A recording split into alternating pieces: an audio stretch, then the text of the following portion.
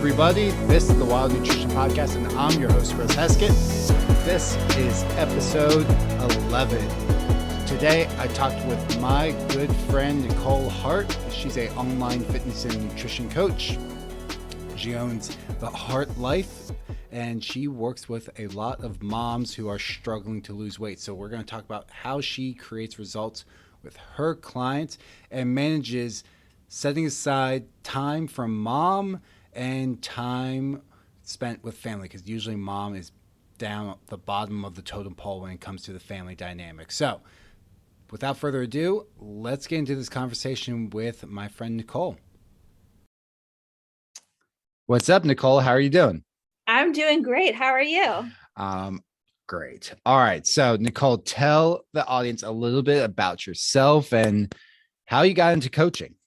All right, awesome. So my name is Nicole. I have 3 kiddos. I have 12-year-old twins and a 3-year-old. So I'm in that teenager spot, but I'm also in that preteen spot. I have a little bit of both going on, and it definitely helps me when I'm, talking with moms, because I have my feet in both areas. So that's really exciting. How I got into coaching was, so little backstory on me. My mom and stepdad were both bodybuilders, which is a weird thing to grow up with, but it was a normal for me. So I guess it wasn't weird for me. So I grew up around that bodybuilding lifestyle and seeing how dieting was done in the bodybuilding world, like, pre competition, and then also the gorge fest that is post competition. Yes. So that was really my first idea of what dieting was and how to go about it. So after I had my twins, of course, I wanted to lose the baby weight, and the bodybuilding style diet was what I knew. So that is what I did. Yep. It is not fun. No, it's not. 0% fun. I don't recommend it. So yeah, if you get caught up in that style of dieting without having, off seasons and stuff like that, that can be not good for your mental, relationship around food. No. But that is what it was. That was what I knew at the time. And so that is what I did. So fast forward a few more years to post giving birth to my 3rd child, the 2nd pregnancy.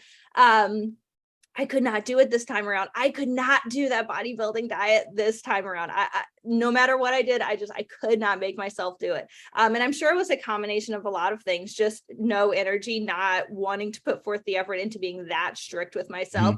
I now had 3 kiddos to take care of versus, just the 2, which sounds crazy because twins is a lot to take care of. But it was just so different this time around. And so this time around, I had to really, I let myself go for a little bit thinking like, oh, I'm breastfeeding this time around. The weight will fall off after I'm done breastfeeding. And it didn't. And I was like, oh my gosh, I really had to get so sick of my own excuses to be like, okay, enough is enough. What do I need to do to get this weight off in a way that I can still enjoy my life and not hate every day of eating? So that's how I kind of got into coaching. One day I was meal prepping for myself, and my husband said, do you enjoy doing that? And I thought he gave me no context. So I assumed do I enjoy meal prepping? And I said yes, because in my head, I'm like, I'm setting myself up for success. I have to make less decisions for myself throughout the week, which does help me throughout the week. So yes, that is something that I enjoy for myself. And so I said yes. And then he was like, well, you should do that for other women. You should help other women and teach them what you've learned. And I was like, oh my gosh, that's actually a great idea. I am licensed as a nurse. I was not working as a nurse, but I do still have my license. So I just naturally have that sort of caregivingness in me and helping other people. And so it seemed like a very smooth transition for me to go from helping people in one area to now helping people in this other area that could actually help them in the nursing area that I already was working in. So yeah, that is how I got into coaching. I love every minute of it. So yeah. So obviously, when you were doing the bodybuilding diet, was it the chicken, rice, broccoli? So with my twins, I I could look at someone cutting into a chicken breast and I would vomit. That was like the biggest thing for me, is I could not look at, smell, taste chicken. I could not do it. So I did fish instead. Okay. I love most foods. I am not a picky eater by any means, but I could not do chicken for probably 8 years post pregnancy with the twins. Yeah. Oh, wow. So lots of rice, lots of fish, Brown rice too. Like that, of course. Which also takes 3 times as long to cook. So and taste 100 times. It's such an incredibly boring diet. Well, same thing. It was so boring. Yeah. Same thing when I was bodybuilding. It's just like, okay, here's your chicken or your white fish, your rice, sometimes sweet potatoes, but usually rice, and then asparagus or broccoli. Like, all right, let's eat this 6 times a day. Yeah. Fun. Sometimes as a treat, I would put like 4 marshmallows on top of my sweet potatoes. Like, that was living it up. So what's changed now? Because obviously, like, we can both agree that's incredible. It's effective, but incredibly boring and unsustainable for most people. So what's changed now with your meal prep? Yeah, so I have learned how to just be so much more well balanced and not to get stuck up on one meal or one day being off track, just having like a more well balanced mindset around food in general. And then also knowing that I can include foods that I love into my day to day or week to week. So right now I really love Reese's Thins. I will include those in, every couple days or whatever. And then cookie dough ice cream. I know you know how much I love ice cream. You do love ice cream. Yeah. So I've learned how to incorporate those things into my diet. And I'm not saying like my entire day is made up of a tub of ice cream and a bag of Reese's Thins, but I've learned that magical spot where you can balance everything. I can have oatmeal for breakfast. I can have chicken and yellow rice and beans for lunch, which is what I'm having today. And then, maybe later on this evening, I'll have some Reese's Thins. So it's all about balance. And it's taken me a long time to get here and not have that like feeling of, oh my God, I'm being so bad while I'm having ice cream. But I've gotten there, and it's such a freeing way to view food now, especially, having kids, because you don't want to teach them without physically teaching them these foods are bad, these foods are good, this is what you eat on a diet, you stay away from these when you're trying to lose weight, because that's not a healthy way to live your life. And it's also not a healthy thing to be teaching your kiddos. Not at all. As an extreme example, I had a roommate in college where his mom, like, he was a wrestler in high school, and his mom was basically orthorexic. So if you don't know the term, it's basically like super healthy eating to a fault. So he would go to lunch and he would have like a can of tuna in high school, but that was like all she would give him. Like, this guy was big too. He was like 6'3", 6'4", and like a can of tuna, like that was his lunch. And then he was wrestling. So he goes to college, and all of a sudden, like, it's all you can eat ice cream and everything. And he had no self-control. So he went from like shredded, what you would consider like super in shape.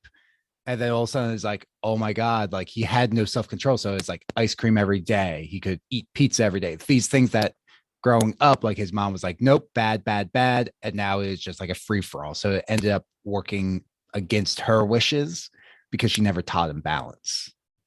Yeah, no, I can relate to that. Absolutely. Because you did bodybuilding too, didn't you? Yes. A little bit. Yeah. So growing up like that, and parents not being able to even have those like fun foods in the house, you learn that when it's in the house, you need to go ham, because we don't know when we're going to have that again. And that absolutely carried over into my like early adult life as well. And that's like you said with your friend, that's the issue with growing up with that sort of mindset, is then you don't know how to control yourself. And that's not a good thing. No. And same, like when I was bodybuilding, same thing. It'd be like, oh, like you would look so forward to like your cheat meal. Like all week, you're like, obsessing over food and create this obsession. You're like follow like Instagram and Facebook food pages, and you're just like watching food and obsessing over food for that one cheat meal, and then like eat an entire pint of Ben Jerry's. You're like, I can eat whatever I want. As a very unhealthy relationship to have with food, because it's like, well, you could have just worked that into your diet all week long, kind of like what you do with like ice cream and stuff. Yeah, absolutely. I think too, I know for myself, sort of just having this idea around it. So I would see my mom, backstage eating an entire cheesecake, like an entire Walmart, not just one slice, the entire thing. But she would still look like she had been working out. So I think too, by seeing these different things on Instagram, social media, etc., you see these people doing these things and you think to yourself, oh, they look like that, but they eat like that. So I can do that too and still look like that, which is not the case, because you don't see the behind the scenes of everything. No, social media is a highlight reel. You see all the good things, and you never see, especially in bodybuilding, there's such like a dark thing, like dark world behind the scenes that you don't see it. One of them is like the gorging of food. Like, post competition, it's just this nonstop. Like I remember after one of my competitions, like I could not stop eating an entire bag of Hershey's Kisses. Like I just wanted like 3. I ate the whole fucking bag. Like couldn't stop, because you're so deprived and your body just wants all the calories. It was one of those weird. I'm like, I don't know why, but yeah, it's a weird, dark behind the scenes look into things. When you think they're super healthy, everyone thinks like bodybuilders are shredded, like lean equals healthy. And it could, like, bodybuilding is probably like one of the least healthy things you can do for you. Oh yeah, absolutely.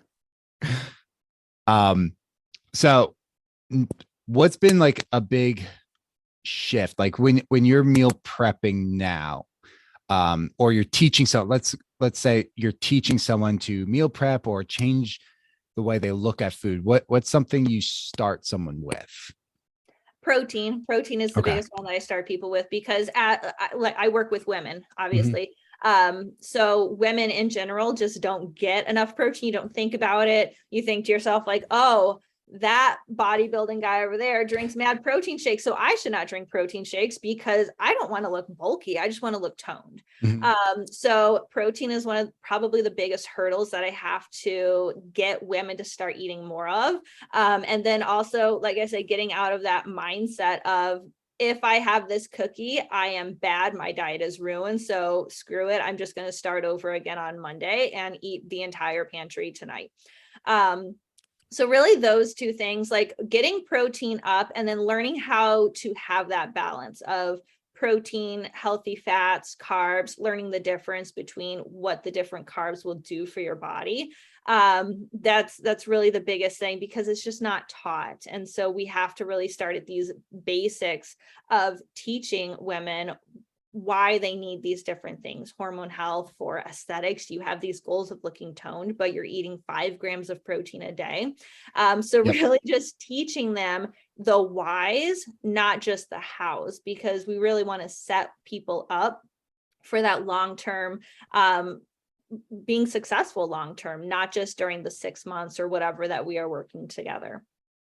There's a couple of things there I want to unpack with you, but we'll start with protein. So what's like I get same thing with my clients, is generally women come in, they're not, and even a lot of men, they're not eating much protein, but generally women are like eating 60 to 80 grams per day. And I'm trying to get them 120 grams per day. So it's just like bumping them up a little bit more. When do they have that like aha moment of like, holy shit, she's not bullshitting me? Oh my gosh, this works. It's so different for everyone. Actually a lot of times when I do a challenge, even like I just did a 14-day challenge, and their goal was a blanket goal of 100 grams of protein. So it wasn't fully customized to everyone, but even just getting that 100 grams of protein without even knowing if we're in a calorie deficit or not, they're starting to see changes. And it's just, protein's going to do a lot of things for you, but it's also going to help you to feel fuller for longer. So then you're not just mindlessly snacking all the time because your body actually feels satisfied. So there's a lot of things with protein, a lot of benefits that protein has, but really with one-on-one clients, it's very different. So when you're doing a challenge, there's a lot more hype around it, right? You know that it's going to be short-term, so you're trying to hit all of the things. And so people tend to hit those things a bit sooner during a challenge because it's short-term, right? Now with my long-term clients, we're really focusing on meeting them where they're at and slowly bumping up. So I work with moms. Moms are very busy, and we don't want all of the things thrown to us at once, because then a lot of times you're just going to feel overwhelmed. So you're not going to do anything, right? So if someone comes to me, this is a real case scenario, eating like 17 grams of protein a day. We're just going to slowly bump it up from there. And yes, they're going to start to see those changes. It just might be at a slower pace because we're slowly going up. So it's really different. I've had people who after 3 weeks, they're like, oh my God, I feel amazing now. Like I haven't really lost much weight. Maybe we've lost some water weight, but they feel so much better, which is such a huge win, because if you feel better, you have more energy to put into all of these other things, versus if you feel like crap all the time, you just don't feel like doing anything, right? So that is a huge win. But I've also had people who it takes like 12 weeks for them to really get into the swing of things. So it's really person by person, which is just the beauty of coaching one-on-one, is because we can take it person by person and on a very individual basis. Yes. 17 grams of protein per day. That's, oh my God. I know. Like, but yeah. So for the audience listening, if this is you, probably the worst thing you can do is try to go from like 17 to 100 grams of protein in 1 week. You will mess up your digestive system. And I think that's a lot of people get caught up when they're doing something like a challenge, or probably around the time this podcast is coming out, we're going to be around January 1st ish or close to it. So people make these drastic changes and then they're like, oh, I feel like garbage. It's like, well, your digestive system's adapted to what you were eating.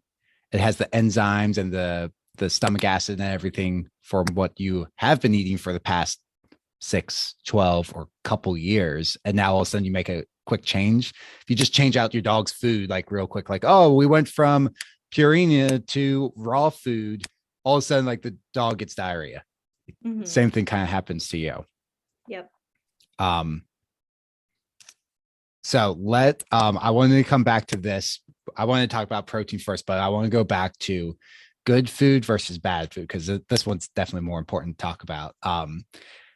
Where I break this belief with my clients all the time. However, it is a massive hurdle to get over with people, of like this good versus bad food. This black and white thinking is really just fucking you up in the head. And there's no actual bad foods other than maybe like trans fats.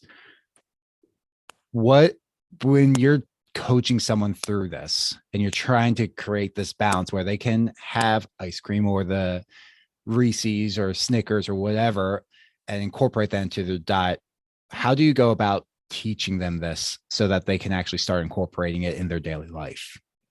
Yeah. So sometimes I will straight up just show them my own MyFitnessPal. When I'm maintaining, I don't always track, but I am bulking right now. So I am tracking. Otherwise I'll eat my maintenance food. It's tough to eat more food on a consistent basis.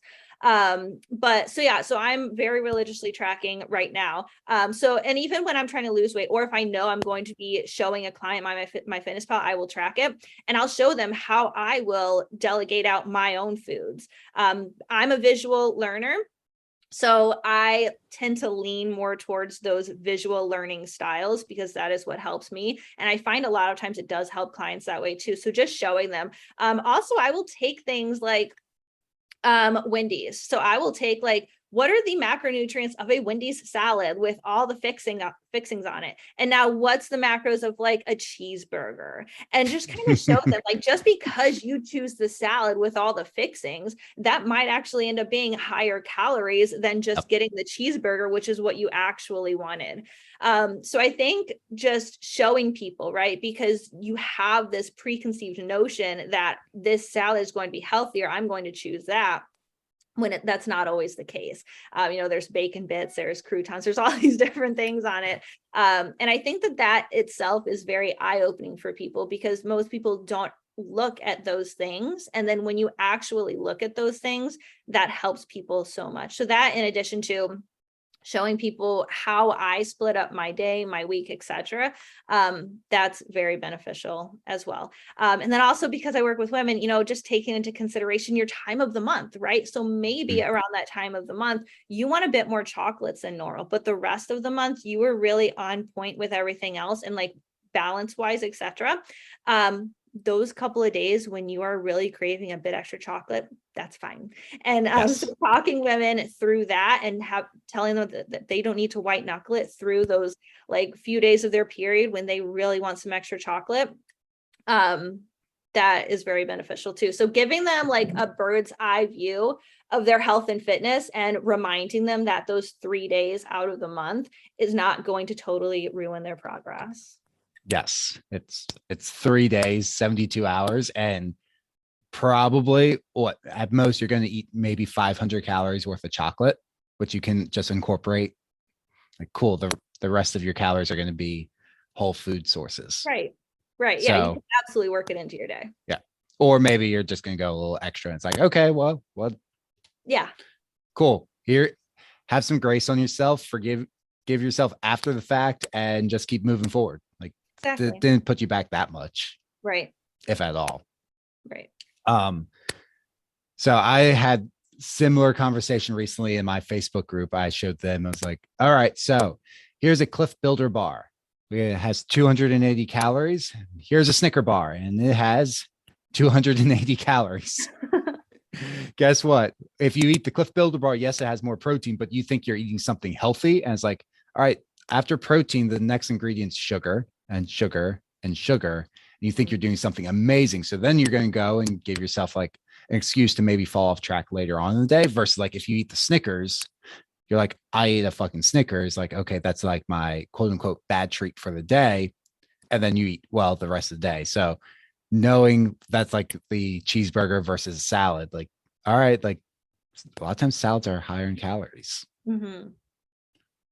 You think you're being quote unquote healthy, and arguably nutrient wise, maybe you are getting more vitamins and minerals, but calorie wise, you're getting a lot more. Yeah. So, and there's a difference when we're talking weight loss. I had a conversation with a client a long time ago, and she was eating like 4 bananas a day. I was like, okay, that's cool. And she's like, but they're healthy. I was like, yes, but each one has about 30 grams of carbs, and you're not accounting for that. So you're way over on calories. If we can cut these back or swap them out for something lower calorie, you'll be fine. She was like, wait, what? Like, yeah, just because it's fruit, like avocados, that people get in trouble with that. Just because it's healthy doesn't mean the calories magically disappear. Calories still calories. Yep. That's a big one. Well, I eat clean. That's not a diet strategy. I ate clean and bulking. I was eating 5,000 calories of clean. It's really fucking hard to do. Tough. It's really hard. It depends on what kind of clean you're eating, though. I'd say 80% clean, but eating like that much, it's still 5,000 calories. Doesn't matter. People have lost weight doing what was it, the Twinkie diet? Well, I know there's a guy who lost weight eating only Twinkies to prove like calories matter, and then another person did McDonald's. Like, I'm going to eat this much protein and this many calories from McDonald's and lost weight. Like, not healthy, not recommended, but lost weight. It's like, okay, just because you eat clean doesn't mean shit. Yep. For maintenance, it's great. Oh yeah. I find a lot of people who say I'm eating clean, they're not going backwards. They're not like gaining weight. It's like, okay, like you're on the phone with me talking to me like how you can't lose weight, and now you're saying like eat clean. Like, okay, that doesn't mean anything. You need to be a calorie deficit. Yeah, absolutely. So when do your clients have that aha moment? It was like, holy shit, I can give into my cravings and reach my goals. Probably within the first 4 weeks. Solid.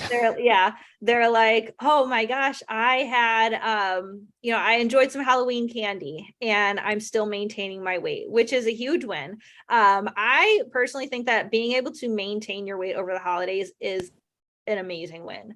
I don't teach my clients to go crazy over the holidays.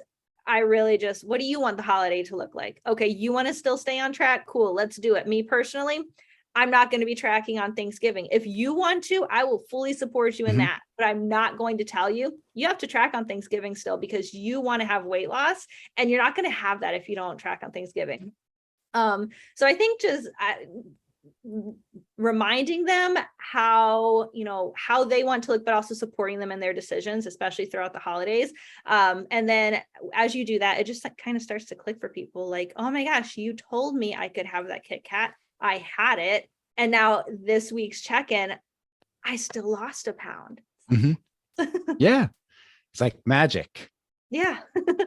Holy shit, this bad food that this influencer has been saying isn't actually like causing me to gain weight. Like, no, it's calorie balance, which a lot of people don't like to hear. But at the end of the day, it's all about how much energy you're putting in versus you're burning every single day. I also had so we've been talking with clients a lot about the holidays, and I always say, to your point, like, what do you want to do, or what do you feel is right for you? Like, if it's tracking, then yeah, you're going to need to track. If going like off the rails, like that's what I'm going to do. I am not tracking shit for the holidays. I am going to destroy food. However, that does not give me anxiety because I know like the next day I can get right back on track, or Monday. So we're right before Thanksgiving is when we're recording this, literally the day before. So Monday, I know I'm going to be completely back on track. But if the thought of that gives you anxiety, maybe you need to have a little bit more restriction this year. The goal of next year, you can just have a free for all. So you can get back on track. Maybe it's, instead of a huge slice of pumpkin pie, you have a smaller slice of pumpkin pie and more veggies and more turkey. Yeah, I think that boils down to setting your intention. Like, what do you want it to look like? And then I think that just setting the intention for it helps with the anxiety in general, because you're like, this is what's going to happen. I feel good about it, versus going into the holiday being like, I don't know what I want out of this. And then you just go ham because you don't know what you want to do. And then that starts to lead into the guilt. So set your intentions around it. And then also, people that have made this a lifestyle, we know that you don't have to worry about one day, because that's not going to affect your progress. So Correct. We can't go ham, because the rest of our year looks like well-balanced lifestyle. And I think that is the point that some people miss too, is like, it doesn't truly matter what you do or don't do during the holidays. What matters more is what you do the rest of the year. And that's going to affect your overall progress, not just what you do tomorrow. Yeah. When you look at the holiday season, I basically say the holiday season kicks off on Halloween and it ends kind of New Year's. Maybe you can include Super Bowl in there, but it kind of ends shortly. It's not too far after New Year's. Some people are like, oh, wait, Super Bowl. Actually, that's a big area. Percentage wise, a lot of people fall off their diets because of Super Bowl. So like, yeah, because all of a sudden they're really, really strict, overly strict, starting on the January 1st diet train, and then Super Bowl hits and they have a free for all, and then they feel guilty and say, fuck it. That makes sense.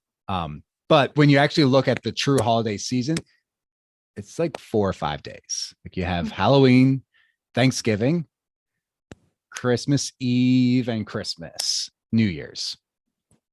That's it. Like that's what people stress the fuck out about. Like over the course of like 60 days, you're freaking out over 4 or 5 days. Yep.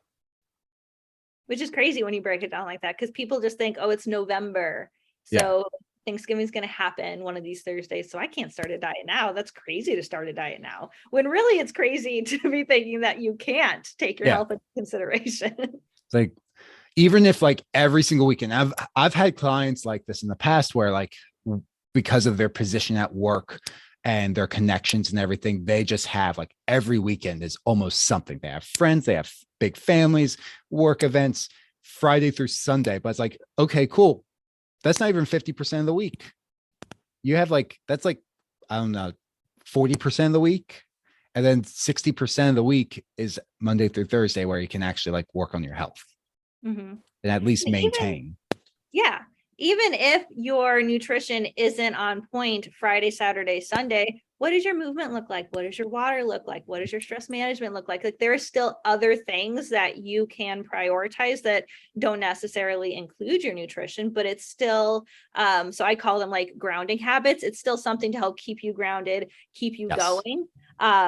So that when you do hop back on, track, it's a little bit less difficult because you've still already been doing your water, your steps, etc. We call that the core four. It's movement, either exercise or steps, movement, water, sleep, protein.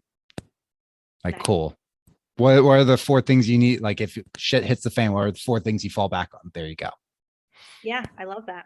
So you can't focus on cool. Like, if your diet's going to be off the rails, focus on getting protein, focus on getting some movement in there. You'll feel a lot better. And then if you dial those things in, like if you're just starting out and you can't really focus on like being super strict, you just work on those basic habits. Then when you can actually focus, you're hitting the ground running. Like, okay, I already have this shit dialed in. You're not starting from ground zero when you could like, all right, we now have all this work we have to do now because you waited, or, I'm already doing the basics. I just dial it up, like take it to the next level. And I'm seeing amazing progress already on day 1. Yeah, that really does go a long way. It's so underrated. It is. It's just do some exercise. But a lot of people also think, and I'm sure you can attest to this, a lot of people think exercise is punishment for the weight I've gained and being lazy. So exercise is punishment versus like exercise is just something we do and we can celebrate and enjoy. Yep. Oh, I ate too much mashed potatoes. I got to hop on my Peloton. Yes. Girl. Yeah. No, that is the least healthy thing you can do about exercise. Like, no, exercise is not there to punish you for eating 2 helpings of mashed potatoes. Yep. Cool. So anything else you want to talk about today, Nicole? Not that I can think of. Awesome. I love that we were touching on the holidays, because now if this comes out around my birthday, actually in January, then that can just remind you that if you are consistently working on these things throughout the entire year, then maybe over the next holidays, you won't be freaking out about what you can or cannot, air quotes, eat over Thanksgiving, Christmas, etc. Well, also, so you can look, so the way I structure my year is you can kind of like structure it through the seasons, but for me, the holiday season, it also ties into hunting season. So the holiday season is a time where I am focused on other things, and the chances of me being super consistent with my exercise and my nutrition are jack shit. Like, if I set my goal of like, I'm going to do track, I'm going to work out 5 days a week, 6 days a week, it's probably not going to happen. Like this week, I got 2 workouts in, and that's probably it for the week. I'm traveling later today and I won't be back till Monday. So 2 workouts in, great. But I know that for the year. So I set my intention of, okay, probably October, November, and December, I'm not going to really focus on exercise that much. I'm maintain or just focus on like trying to build muscle, and my diet's going to be all over the place. But come January, I dial things back in. When you can do that, okay. So I know I don't have all year, but I have the next 9 months starting in January until October or November, 9 to 10 months. then I'm going to like go into maintenance mode and then maybe start again in January. Yeah, I love that. And I think that awareness comes with time. So many people just think that they can get all of this down pat. Honestly, I would say a solid year of just going through these different things, getting to know yourself, what works with your schedule, how you respond to different things, etc. I think that you really need to put in that work to be able to have that awareness so that you can structure better. It's not just going to come, within 3-4 months. No, like you haven't even gone through a whole year of like, right, exactly. You started this new lifestyle. It's like, cool. It hasn't been through the trials and tribulations of an entire year yet. Like you don't know how you're going to respond. Yeah, I would say probably the first 6 months is just building those foundational habits. And then probably the 12 months is what you truly need in order to have that down pat and then also be able to develop that awareness around yourself so that, going forward, you have just a higher awareness of what you need, what you can handle, all those different things. But yeah, that's my opinion. For sure. It takes at least a year. And you and I, who are coaches, we're still developing our own things as life changes because it's always going to be adapting and changing. Oh, yeah. Yeah, absolutely. It's never just even with my youngest just starting pre-K, I had to adapt my schedule, change certain things, etc. So I had to take like the first 2 to 3 weeks of first starting school, kind of get a feel for how I can work different things into my schedule now. Like when can my workouts happen? She's not napping anymore. So yeah, it's always going to evolve. If you have children, it's always going to evolve around them. And I think remembering that and being like, well, I can't work out in the very morning, so I'm just not going to get it in. Like, no, how can you adapt to still do the things that you need to do for the goals that you have for yourself and then move forward? Yeah. I'm not a morning workout person, but if you're like, if I don't get my workout in by 9 a.m., which is when most people start work, I'm just not going to work out. Like, okay, that is really unrealistic. So you'd rather deal with the guilt of not getting your workouts in and feeling like crap versus like, okay, like it's not ideal, but I'm just going to wake up and 30 minutes earlier and get my workout in. Mm-hmm. It's amazing. I've heard it many times over the year. Like, I'm not doing that. Like, you clearly have room in your schedule for that. You're usually up at that time anyways. Yeah, but no, I'd rather take 2 hours to relax in the morning. I totally understand. I would too. But that's the literal only time you have in your schedule, other than maybe like 8:30 at night. Pick your poison. Yeah. Yeah, absolutely. People want the results, but don't want to always put in the effort. And you got to have effort. You got to put in the effort if you want to get the results. And sometimes it's going to be very inconvenient. And if you want to reach your goal or improve your health, sometimes it's going to be a little inconvenient. Absolutely. I would love to work out at 1 p.m. I used to do that when I worked at the gym. Work out 1 p.m., 2 p.m. in the afternoon. Fucking fantastic. Guess what? I'm usually working now. Yeah. That doesn't happen. Yeah. I think too, sometimes if you know that you're in a busy season of life and you're like, I can either work around my schedule and just make it happen, or maybe I can take a step back and just start to maintain progress. Yes.